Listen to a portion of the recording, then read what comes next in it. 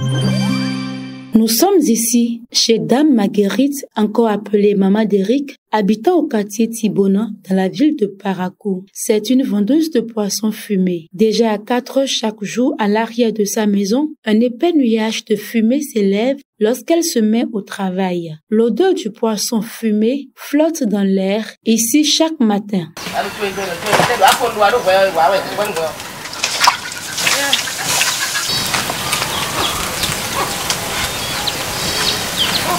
Maman d'Eric mène cette activité depuis des années. Chaque matin, elle s'approvisionne en poisson frais à la chambre froide ou envoie un conducteur de taxi qu'elle connaît bien. Une fois les cartons déchargés, le travail commence.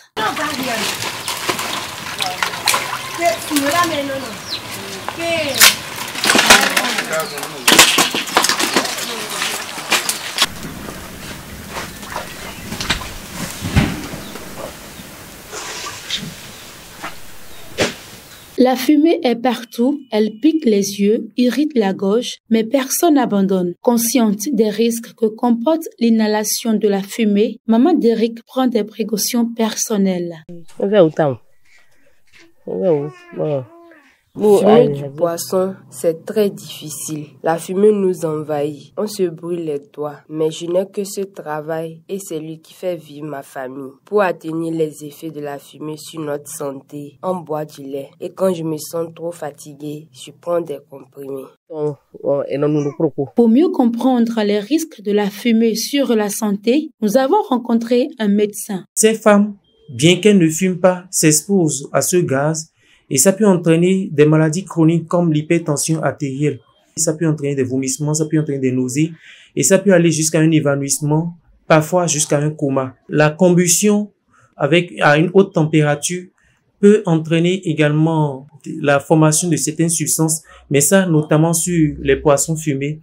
Et des substances qu'on appelle des hydrocarbures aromatiques polycycliques, qui sont cancérigènes, la quantité de ce gaz qu'elles produisent. Et si elles peuvent le faire dans des environnements un peu plus ouverts, où elles seront pas contraintes de respirer une quantité importante de ce gaz, ça va les aider. À Parakou comme ailleurs, le fumage du poisson au feu de bois est une pratique traditionnelle, transmise de génération en génération. Mais au-delà des risques sanitaires, Dame Marguerite évoque aussi un autre défi, la flambée des prix du poisson dans les chambres froides.